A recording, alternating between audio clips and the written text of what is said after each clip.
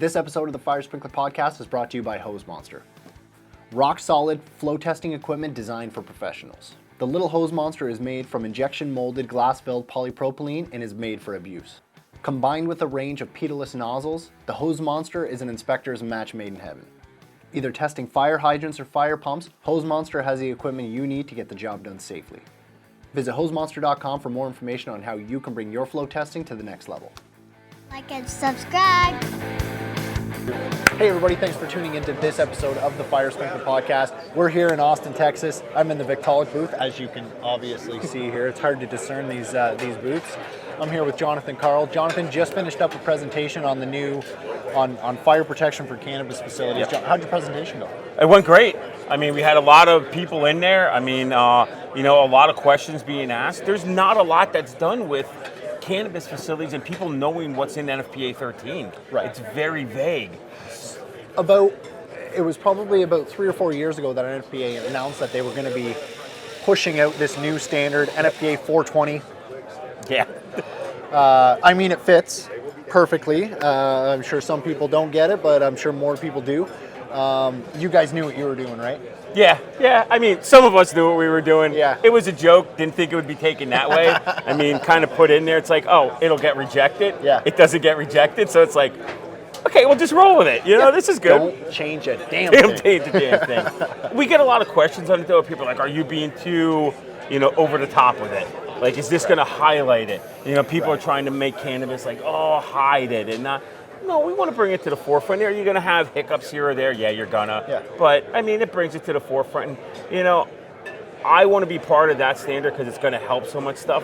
Yeah. But it's kind of cool because one day when probably marijuana and cannabis is legal throughout, my grandkids are going to be like, hey, Grandpa was on like 420. So there's going to be a lot of different things that come in. And it is legalized all across Canada. Yes. So if you're ever visiting, it is a legal thing in Canada, and it is becoming more at the forefront. I think it is being legalized kind of throughout the states as you go. Yeah, right? And that's where this started with me, was in Canada. Yeah. I started to do some stuff in Saskatchewan. That's when you started doing cannabis? Was up in Canada? It was up in Canada, yeah. I had a lot of design questions from contractors like Troy and Vipond and stuff like that. And hey, you've helped us with other sprinkler stuff. We're doing this, and really code doesn't kind of tell us what to do. Right. And they're like, we have a plant, and last week it was 10 foot, and this week it's 15 foot. Yeah. And it's like, well, really, it's high-piled storage. So when it comes to protecting cannabis as a commodity classification, you're not just using the typical, typical agricultural ordinary hazard group 2 and you're protecting it. No. What are the differences that make it a different commodity? So your natural vegetation could be an OH1, could be an OH2. What you really got to look at is when you get these pesticides into there, right? They spray the pesticides, and a lot of the pesticides have an oil base to them. Once that oil base goes into there, it becomes a flammable liquid. Now you go into extra hazard group 1. Right. Now you get these movable racks. Movable racks really aren't defined. City of Denver defines them as high-piled storage. Depends what's on there. And then your commodities, like one place I went to, cardboard boxes, plants in them. Next week, it's extruded plastic boxes. So it changes, so the fire hazard changes. They're all mashed together. You can't put rack sprinklers. It becomes a big hazard. So is NFPA 20 a sprinkler design criteria, or is it a building life safety, overall life safety type of code? Yes. So we're trying to do a little bit of everything into there. We're trying to do where we can call out the sections in there, like the grow rooms, the mother rooms, where it goes over. Hey, maybe this is an OH2, but you got to look at what they're doing. Maybe this is an extra hazard 1. Sure. So putting that into every segment, and then you get really down deep in your extraction rooms, that's where they're really highly flammable. Okay. So we're trying to do that, but also put on the backside of it, like your ventilation, your conveyors, a process that's into there, which this may also lead down the road to like an NFPA 421 or 22, which could be for other agricultural stuff that's not picked up right now. And not necessarily related to cannabis specifically. Correct. Yeah. So in your presentation today, your presentation was well received and well attended from what I'm hearing. Yes. What kind of conversations were you having? Because I know you're a talker, I'm obviously a talker doing a podcast. When I present, I like to do kind of more of a round table as opposed to read my slides and kind of get on with it. what kind of dialogue and what kind of conversation were you getting back and forth within the room? Within the room was really, hey, John, you're right, the racks, they move. What do we do? Yeah. Hey, how much flammability are in these solvents? Hey, I just did one. I designed it as OH2. Should I go back and redesign it? Ooh, how good your errors and emissions insurance. Yeah, you know, what's your insurance going to say? So, hey, fire marshals aren't helping us with this because they don't know what to do. They're kind of hands off. And the other one is, I didn't realize a big one was brought up was people hiding it.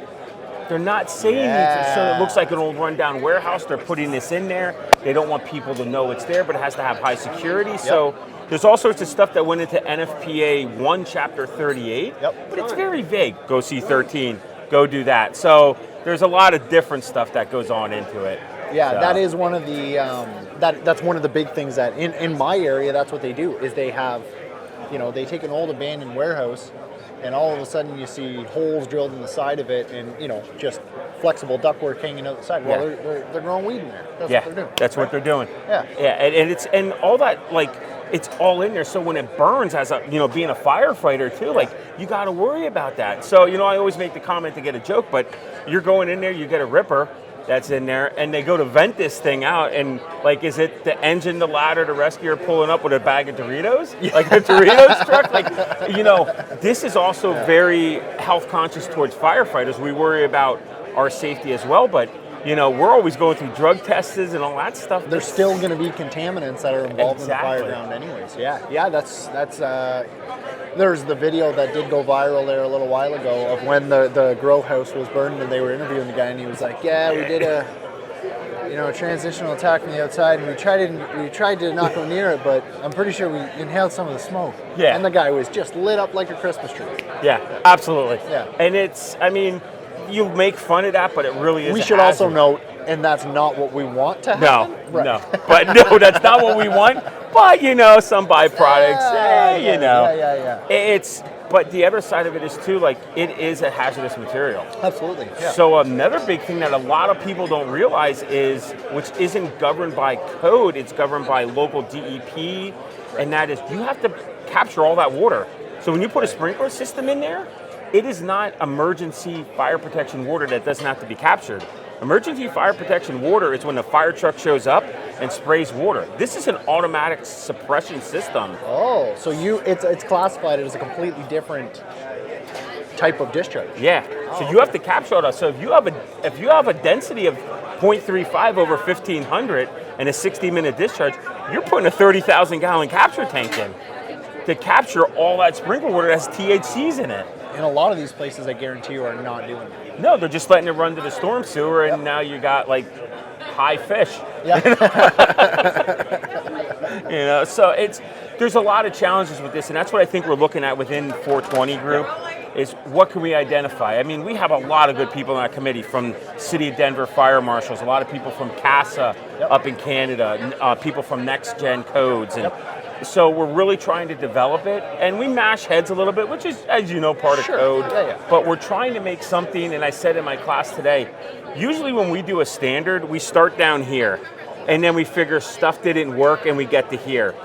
I hate working uphill. I'd rather start here, do the highest. It's easier for me to go downhill and take stuff out. Hey, we haven't seen this type of fires. Okay, let's drop it down to an OH2. So you said there's a lot of Canadians involved on the 420 Codes and Standards Committee.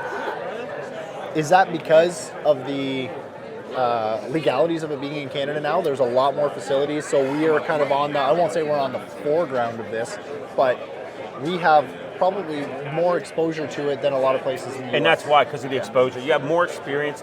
What are you guys seeing? Us Canadians have a lot of exposure. A lot of exposure to weed. Yeah, so it's, you know, hockey and weed, I mean, it goes together. We're a friendly bunch, and it's not because we're, But it truly is, because, you know, we didn't have it in the States, so you guys had the exposure to the ventilation sides of it and all that, where it's different than an NFPA 91. It's all different. So there's just so many things that are going on that we try to pull that experience from you guys.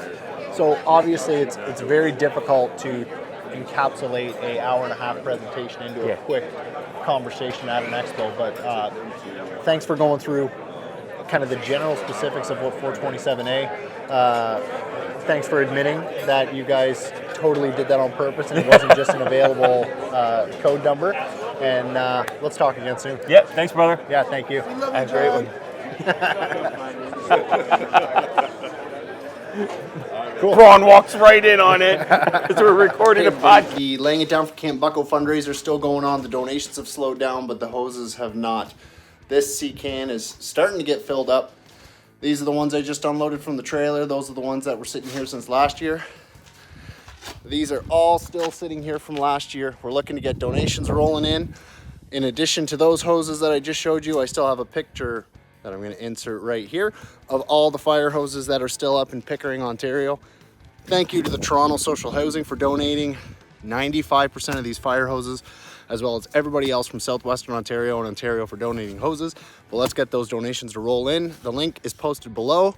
$20 a hose. Let's get some money in. Let's support Camp Bucko. Thanks, guys.